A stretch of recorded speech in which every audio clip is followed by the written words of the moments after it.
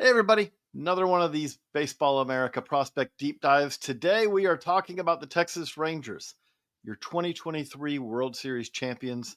A little bit of a step back last year, but at the same time, also a step forward from the standpoint of they also graduated Wyatt Langford, they graduated Evan Carter, they saw Kumar Rocker get to the big leagues.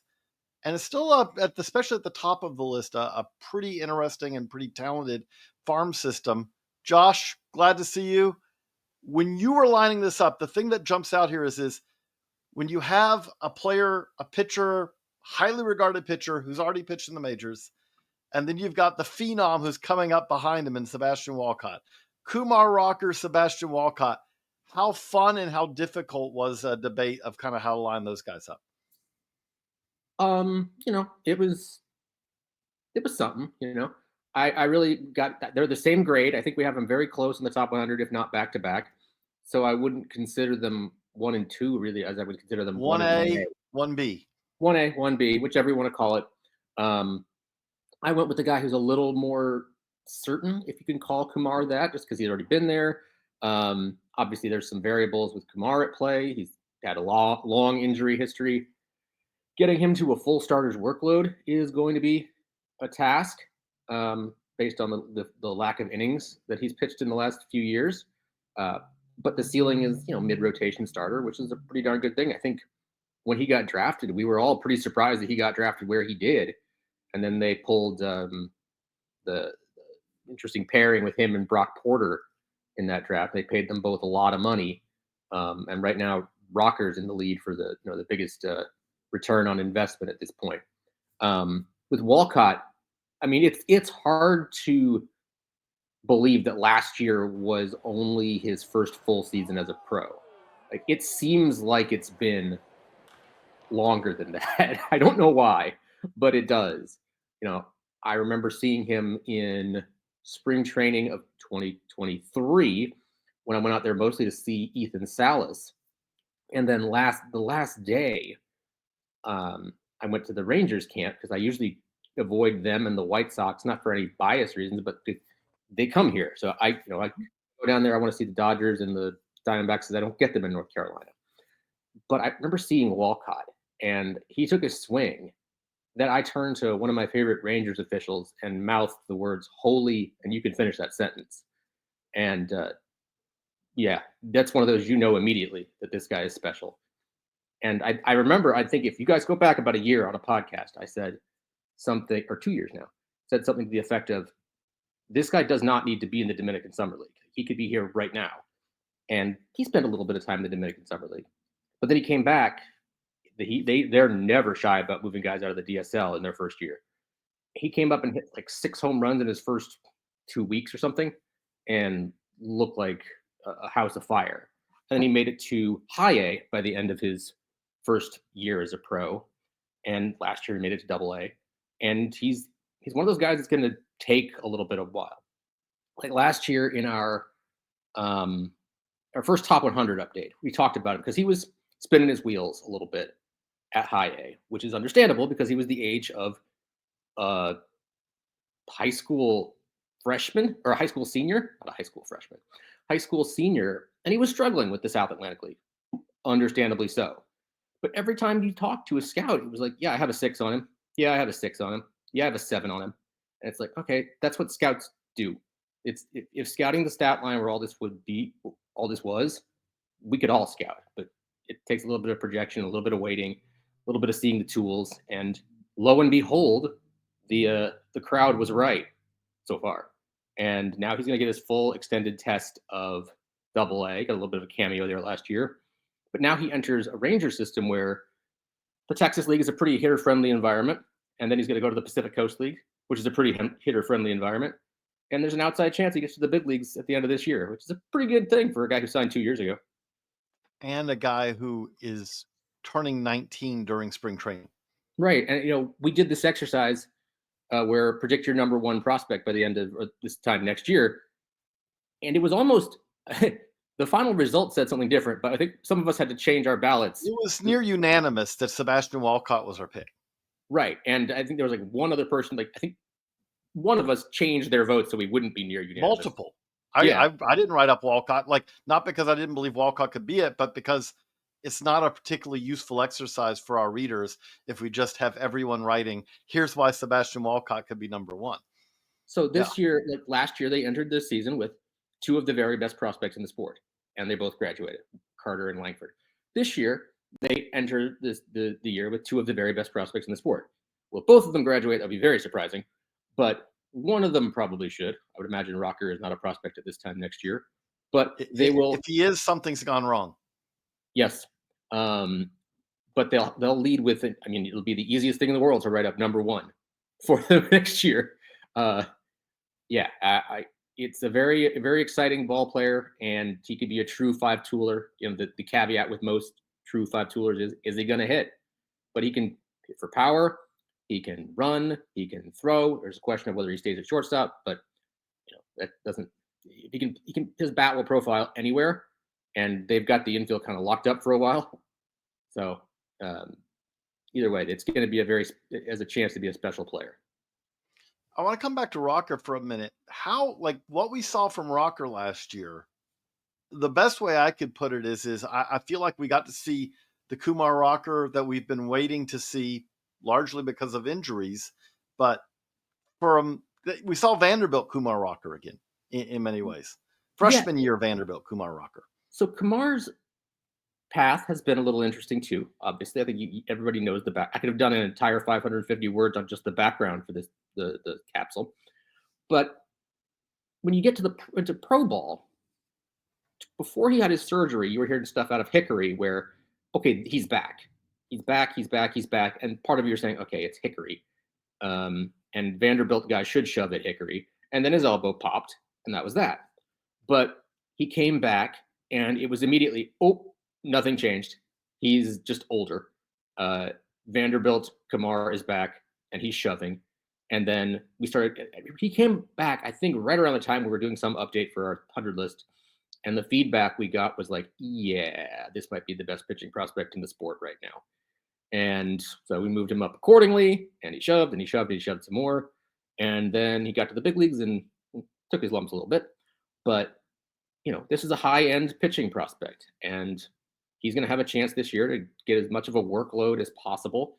You're going to have to be careful with it. Like I said, it's not like you take a massive jump to get him to a full season starter's workload, but I'm sure they have the arms to be creative. So with Kumar Rocker, we saw the fastball, we saw the slider in the big leagues. We saw him in the minors also.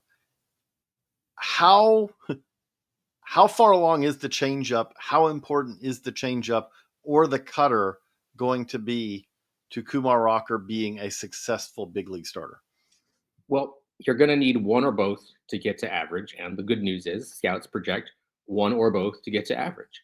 They've got above average on the changeup and future average on the cutter. So obviously there's going to be time needed to develop them to get to that ceiling. But he has the potential there for average or better pitches. Obviously the fastball and slider are much better than that. But he's not going to be a two-pitch guy in the big leagues. So we'll see how it looks this year, but there were good signs at the end of last year. Because I do think it's, there are days where he could probably just succeed with fastball slider, but not most days. He's going to need that third pitch that makes the fastball and the slider more effective because, on an average day, he's not Spencer Strider is the way I would put it. He's not the guy. That's the good example. Well, first of all, I don't know how many people thought Spencer Strider was going to be Spencer Strider, but here he is. But you're right. That was the example I was going to go to of a two-pitch guy who can, if your two pitches are 80s, then you can probably do it. The other example we were talking about this last night was Sandy Koufax, who was, famously had two pitches and telegraphed them both. It didn't really matter. I don't think he's going to be Sandy Koufax either for a lot of reasons. But either way, I think there's a good sign there of him to be a good mid-rotation big league starter. And by mid-rotation, I mean 3, because sometimes you talk about a 4. But 3 to me is the middle of 5. I'm not a math genius, but I'm going to call him a 3-starter. So to jump back to Walcott again, as we kind of look at this 1A and 1B, as you said, there's questions about whether he can stay at shortstop. Now, also, there are questions about whether if he's ready in a year, like whether the Rangers, how he fits with that. Because as you said, there's Corey Seager, there's Josh Young, there's Marcus Semien. It's a team that has a lot of infielders. But looking at it, when you talk to scouts, where does he project best? Is shortstop a realistic, like, best case scenario, or is it more third base or in the outfield, or where kind of does he most likely fit when we're talking about Sebastian Walcott far in the future, like when he's 23, Well, right. And you have to remember, you said he's going to turn 19 this year. He's not done growing. His man's body isn't there yet. So that's kind of an unknowable. Depends on how he thickens up, but he's got the arm certainly for right field. Third base could be there too, and you talked about the middle of that infield. Like Marcus Semien is the Iron Man. He never takes days off, if I remember correctly. But his arm would fit at third base. I think what it boils down to is this is a guy you make room for, or could be a guy you make room for. You find a spot. His bat has a chance to be that good. And he's not one of those guys who doesn't have a home because he's a loaf, but he's pretty athletic, and he just might get too big for shortstop. Not that that's a thing anymore. We got O'Neill Cruz playing shortstop. We got Ellie Dale. He's now moved, but yes, we did have him playing there. Those are long stops, but yeah. Go ahead. I mean, I will note with that Semien is signed through 28, Seager is signed through 31. So correct. Josh Young has had trouble staying on the field. So, I mean, that could be a guy who could spell him there. Not that they don't have other guys up in the upper realms of that system who could do the same thing. But this guy's got superstar potential. Right. As you said, he is a guy who, when he arrives, you figure out a spot for him because you're not good enough to not be able to find a way, place for this guy to fit. That's just, there's not a team out there who, all-star teams, maybe that would be about the limit of like, oh, I'm sorry, but we don't have room for you just yet. Which, by the way, if you're enjoying this, if you're enjoying all of our deep dives, I will just point out, head over to baseballamerica.com. We have so much great content right now, and our subscribers are eating it all up. We have fantasy coverage, dynasty rankings, all the rankings you need for fantasy baseball. If you've got drafts coming up, sim leagues, if you play APA, play Strat, I could list OOTP, whatever leagues those are. We've got news for you. We've got info for you.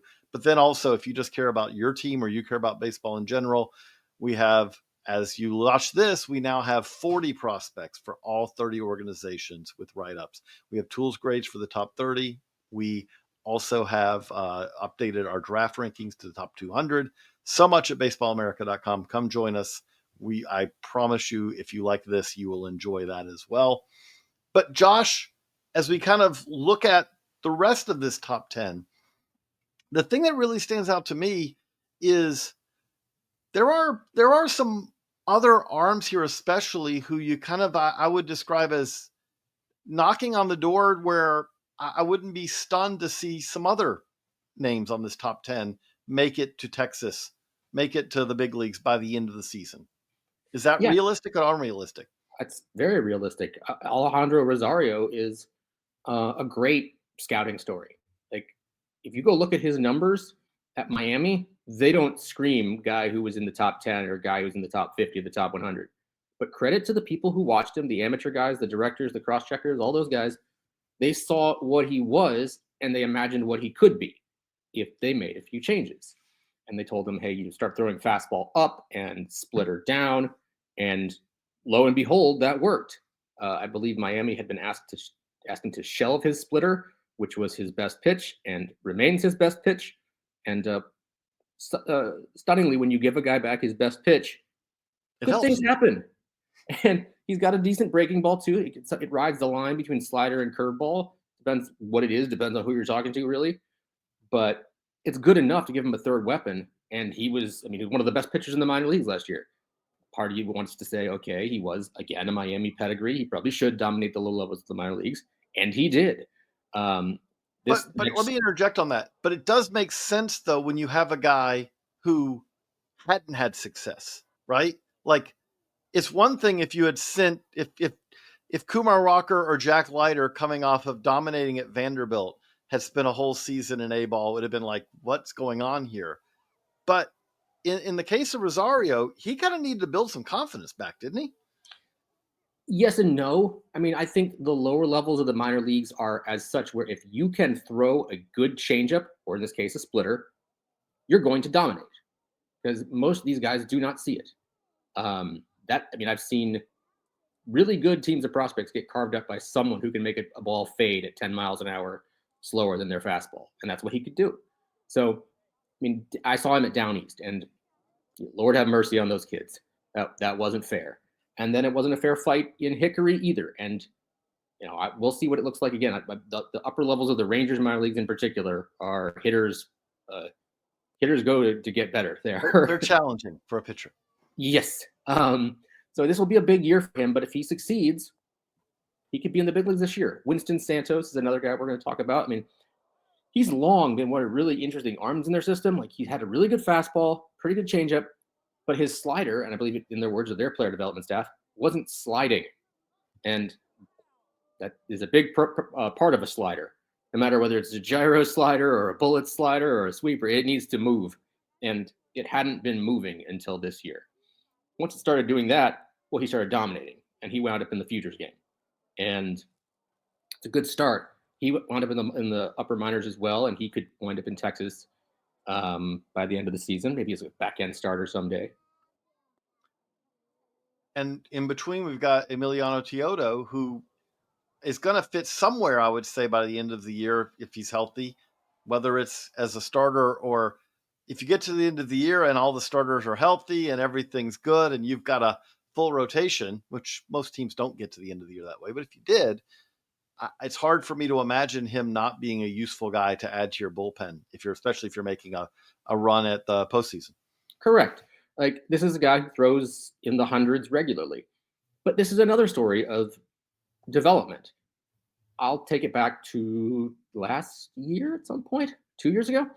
I saw him at Winston-Salem. And this is a guy who throws 98 to 101. The number of fastballs swung and missed at by Winston-Salem that day, not a murderer's row that year, was 0. 0, which is, I remember looking at my paper afterward and going, I have no circles around fastballs. This is kind of silly. That day, after that point, they said, okay, you are going to throw a 2-seamer now because your 4-seam fastball gets hit. He doesn't get missed. He didn't get hit that day. He just didn't get missed at all. Mm-hmm. And I remember too, because I didn't see him after that, but I went to the fall league and the desert god Bill Mitchell was talking to me all week about, I want to see Teodo. And I said, Bill, like, you're going to be disappointed. He throws really hard. And on the last day of fall league, he came out, and the way I tell it is the Rangers were in the World Series that year against the Diamondbacks. They were playing 20 minutes away in Salt River. And I was like, why is he here? Like, he should be on the mound in the Fall Classic right now. This is that good. And I think he struck out 2 guys and got 3 outs on 8 pitches. And I said to Bill, like, I was wrong. Something's different. And someone with them texted me, like, what'd you think of his new 2-seamer? Like, yeah, it's better than the 4-seamer. And it was not a fair fight against whichever team he was facing, Salt River that day. But that's a case of a player development group being creative and saying, okay, we have this, it's not working. What can we do? Instead of trying to force feed something that's not working. And now you've got a guy not only who's having far more success, but you have a guy who may be able to start. It's not out of the question. His best role might still be the bullpen. But 2 years ago, that was like, no, you're not, no chance. You're not starting. He got to the futures game. I believe he was the starter. And I believe he got through, he's the only pitcher, I forget the stats, to throw 2 shutout innings in the futures game, like, ever, which is kind of bananas, but kind of lends itself to the format. But I think he got through his first inning in like 4 pitches or something. And so they brought him in for a second inning, and he's put another 0 on the board. So this is a guy who's taken massive step, not a high dollar signee, just a guy who had a big arm and something you could dream on. And now he's still got that big arm, and he's got a good breaking ball. And he's getting a lot of outs, which, I mean, to this layman, that's a good formula. It's not all rosy. There are, you mentioned Brock Porter before. Brock Porter is, I would say at this point, a mystery wrapped in an enigma in some ways, to use an old cliche of a real, like, this was the other guy that the Rangers went after in the Kumar Rocker draft. Kind of just delivery seems to have fallen apart.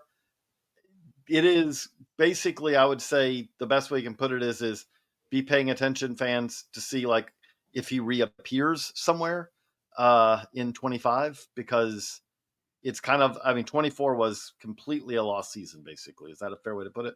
I think it is too. We started hearing in spring training last year that something was off. His fastball was down. And I think, based on the way I hear it, it got as close to the yips without being the yips as you can get. It sounded like when the lights weren't on, or there was nobody, there weren't the 12 people in the stands watching the ACL, he could do it. But if you put any sort of pressure on him, bad things happened, and the outings were real short. So this is a huge swing year for him. And the other one I want to bring up, who is still in the top 10, but at the back of the top 10, is Jack Leiter, who also has reached the majors. But I would say in 25, he's basically now kind of battling to see, are you going to stay a starter, or were you going to see what you can do as a reliever? Because the consistency of the command and the consistency of the quality, especially like we talked about with Rocker, that he's a fastball slider pitcher. How are the secondaries going to come along? True with Leiter too, but at the same time with Leiter, I feel like the way we would put it is, but if you take a grade or more off of the fastball and the slider compared to Rocker, the importance of developing a consistent third pitch becomes much more important, because Rocker's fastball and slider, if they're not located precisely, can really get hit. Right. You've actually written a really good story about the metamorphosis in Leiter's delivery. And, scouts last year, even when he was having really good success, they weren't buying it. It was kind of like, okay, he's got stuff that bad hitters are going to chase at, but he's not going to face bad hitters in the big leagues. He's going to face good hitters who know that if you can't throw your secondaries for strikes, they can just wait and get a fastball. And when they get said fastball, they can hammer it. And he learned the hard way in the big leagues that you are going to need to be able to keep hitters honest with off-speed pitches that you can throw for strikes. And if you can't do that, I don't know what his future is. Swingman, maybe. So that, again, this is a lot of pitching. There's a lot of pitching here, but we also are going to talk about some other position players right after this quick break. So, Josh, I don't want to ignore the position players here. The Rangers have kind of gone to the draft. Like, I think we should start by saying there's less position players right now as prospects, other than Walcott, at the top of this system than there are pitchers.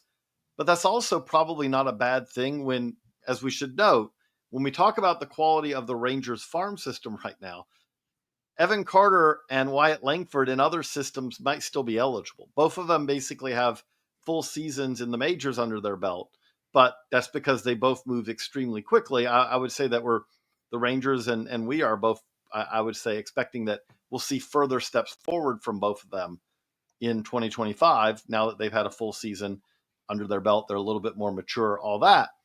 Well, I mean, But I don't know if Carter's had a full season under his belt. He got hurt. He needs to stay healthy. Like, he's had a full year of service time, but he's not had a full season of experience.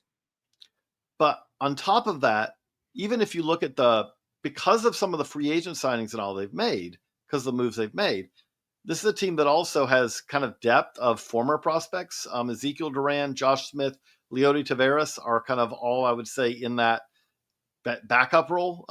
Especially, I would say Duran, especially, is kind of like he can play a little bit of everywhere for them. Smith to some extent as well.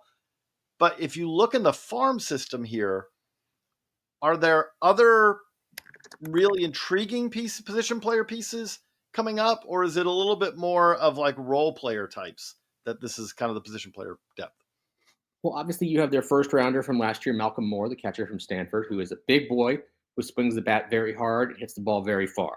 Wasn't a great pro debut for him, but when he connects, he can mash. I've got to see him with the college national team.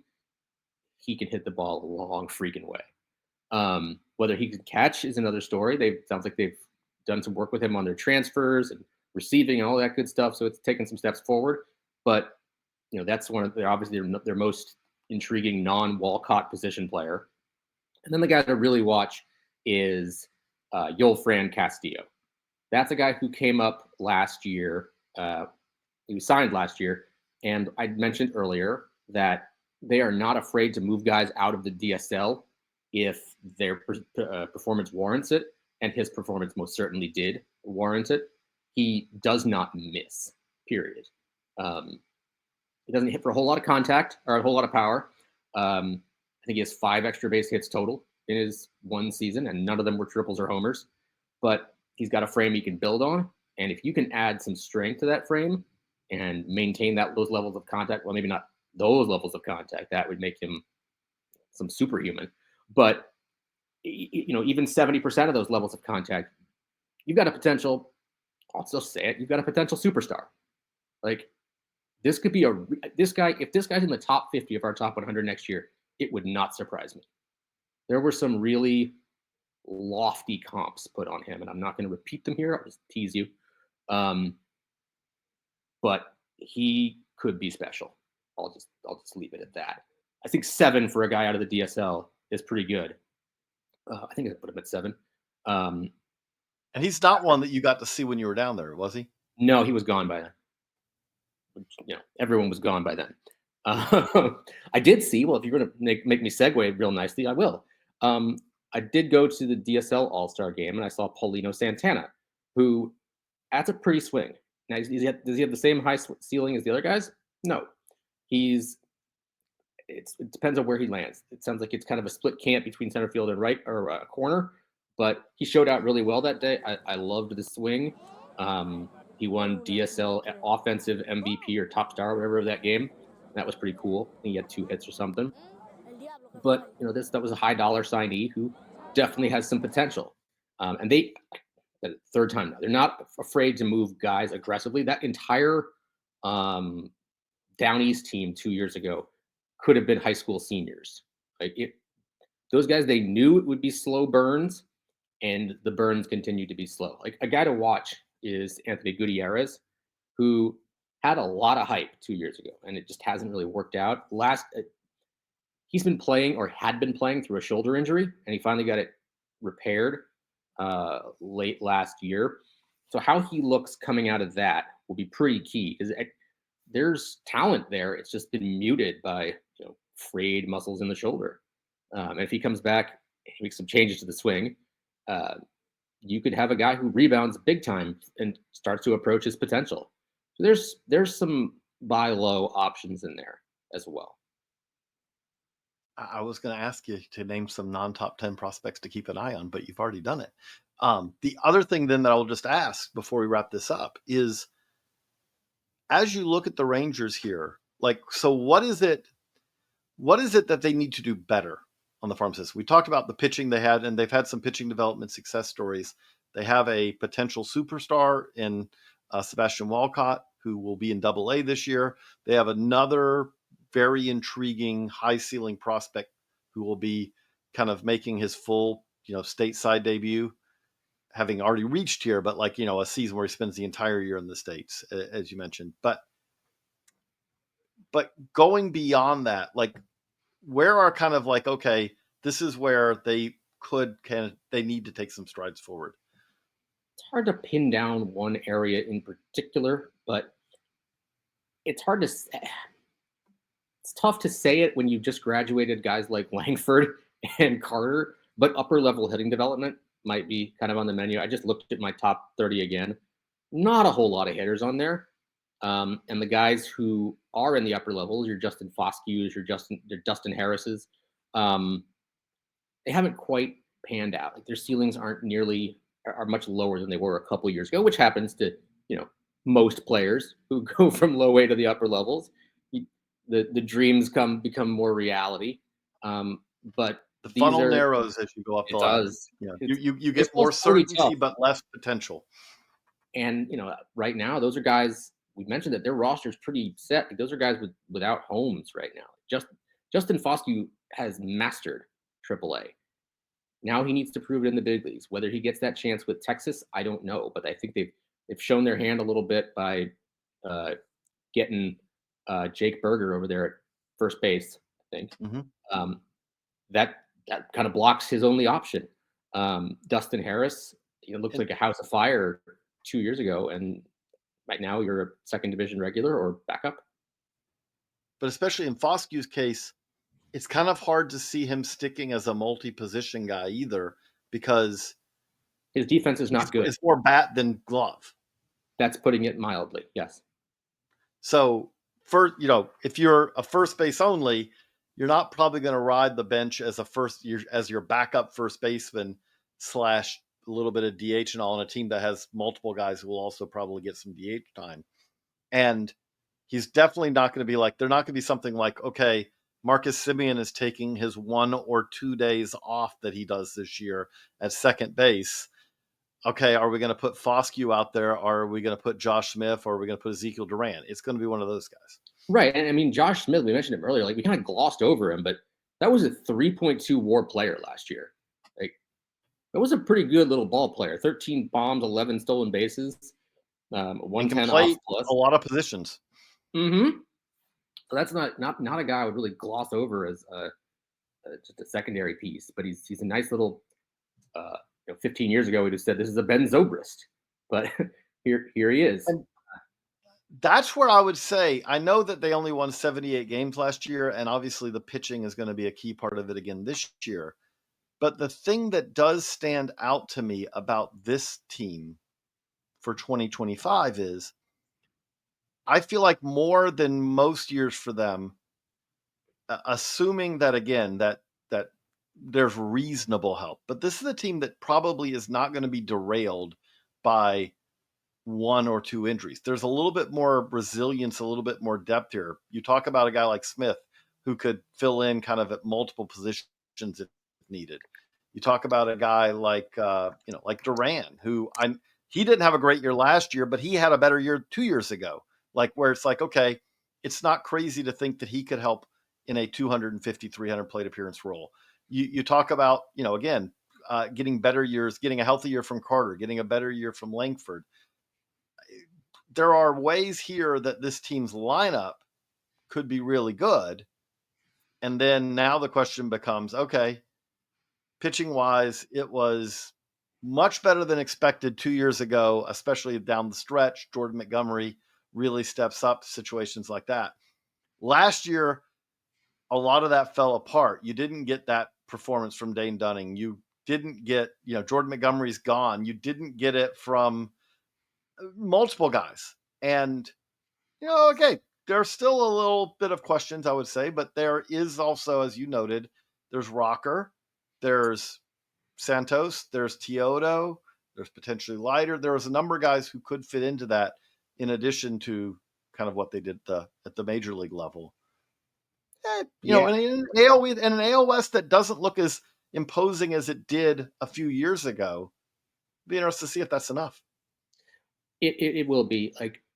I don't think I'm ready to roll with your Santoses and your Rosarios and your Teodos out the chute, which means you're going to need something from the veterans you have on your roster who just cannot stay healthy. If they can't do it again in this first half of the season or first 2/3 of the season, you're in trouble. There's really no way to put it. No other way to put it. They need something from their starting pitching and their bullpen, quite frankly. But they also do need depth, as you're saying, because if you with Jacob deGrom, you're kind of anytime out there, you're watching a little bit through your eyes and trying to, through your hands to hey, let's stay healthy. Tyler Mahle, coming off of injury. There are multiple guys who have had durability issues. Nathan Eovaldi's been a picture of health recently, but he's also got a lot of wear and tear on that arm. There's a lot of questions there. Jonathan Gray, same thing. Right. That's really the long and short of it is they'll go as far as their pitching can take them. And if where it takes them is the injured list, well, they won't go very far. But the other thing I'll say about that is when you talk about the system, there is probably also enough here that if they wanted to do as they did 2 years ago, at the deadline, we're going to make moves. Okay. And they made some moves last year too, I should note. It's not like they didn't make any moves last year to try to bulk it up. But if they do that like they did 2 years ago, there are guys here who might be very much useful trade chips to bring talent back. There are certainly a couple of teams in the big leagues right now I can think of that have young, controllable starters that would benefit from young, controllable hitters. One of them's in the division, so I don't think that's going to happen. But the other, I'm not going to try to make trades for people, but they've got assets to deal, and if they wanted to swing something in the next 6 weeks or whenever before the season starts, that might be, you might want to do that. I mean, the fact that they won the World Series 2 years ago maybe lessens the urgency just a little bit, but I would say it should. It should. You won the World Series 2 years ago. And by the way, we're talking about Dallas right now, right? So I don't think any Mavericks fans right now are feeling really good about their team. And the Cowboys just announced their head coach on a Friday night in kind of a news dump kind of situation. I don't think a whole lot of Cowboys fans are feeling great about their situation either. The Rangers are the team that has actually had success. The Rangers are I the mean, team that can point to, we got a ring.